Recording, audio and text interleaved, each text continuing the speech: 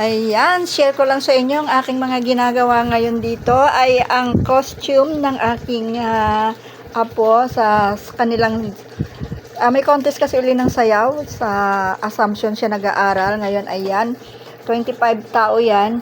Nakat ko na lahat, yung iba tapos ko na, ito yung mga tapos ko na. Ayan, o, ito siya. Ayan, talagay ko na lang yung top, may top yan. Ito siya, ganito ka-detalye. Ayan. Ang ginagawa ko kasi ay, ayan, o, diba nakita nyo, pants yan. Pero may short. May short sa ibabaw, ayan, o. May pocket siya. May, ayan, may, puro mga ano lang yan, mga tapal-tapal lang yan. Ito lahat ng ito, cut na to, tapos na siyang i-cut. Meron na siyang short, meron siyang ganito, yung dugtong na pants. Then, eto, meron pa rin dito. Ayan, pasensya na kayo, magulo talaga dito. Halo-halo na. Ito, ay lining, Gina yan, para sa aking, para dito. May 15 pieces pa akong gagawin nito. And then, ayan, halo-halo.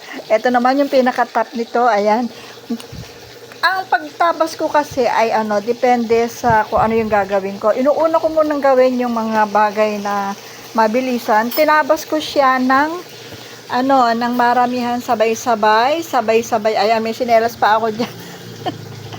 So, palit-palit kasi ako ayan, ang gamit ko sinelas. Ito yung may yung may yung may tusok-tusok. Kasi minsan kasi nag-aang yung pa ako, nagmamanhid-manhid. Ayan. Ito yung aking measurement na ginagawa. Ayan, tinan nyo, oh. Ganyan ako kung mag-cut. Ayan. Lahat yan, may mga kung ano na yung mga tapos ko, para hindi ako nalilito. Medyo madetalye at masalimuot ang aking ginagawa. Kaya tingnan nyo naman ang aking lugar ay para na akong bodega dito. Ayan, ganyan lang ang mga lola. Minsan ay mahirap kung iba ang papasok dito. Baka sabihin, paano akong nakakagawa? Sanay ako sa ganitong style. Ang gulo talaga dito. Ang gulo-gulo ng aking gamit. Ayan, kasi siyempre, kung minsan kasi, lalo na pag umaga, talagang magulo dito. Kasi nga, pagkagabi, sabay-sabay ko siyang ginagawa, sabay-sabay ko siyang kinakat. Hindi pa ako nagwawalis, hindi pa ako naglilinis. Ang dami kong inayos ngayong umaga, mga kadatungan. Mga usap-usap sa chat, check sa monetization tools, kung mayroon ba ulit na dagdag. Diba, yan ang buhay natin. Ayan, ganyan ako talaga. Sa umaga, medyo ang daming inaayos. Hindi pa nakapaglilinis, hindi pa nakapagwawalis, ang gulo-gulo ng aking paligid. Pero maya-maya ayusin ko to. Ay, nagluluto pa yung kasama ko after kaya nakakapagtrabaho ko after lunch na, yun, dire-diretso na. Pero, basta ganitong nakat ko na siya, pag ganito na nakat ko na yan, na yan? Ayan, magulo. Basta't nakat ko na siya, dire-diretso na yan. Eto na yung ginawa ko na siyang mga nauna na, ginawa ko yan kahapon. Basta kasi nakita ko na kung paanong style ng gagawin ko, na naumpisahan ko na siyang tahin.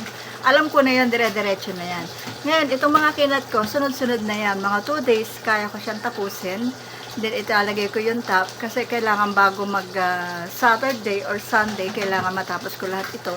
Para kung may mga adjustment, ay merong pan-time. Kasi kailangan nila ito bago mag-end of the month para sa pictorial. Kasi may mga pictorial pa sila. Tapos may mga i-adjust pa yan ng mga titingnan pa nila kung anong accessories ang bagay sa kanilang costume. Ay marami silang gagawin pa. Kaya kailangan mauna itong aking ginagawa. Yun lang ang aking may share.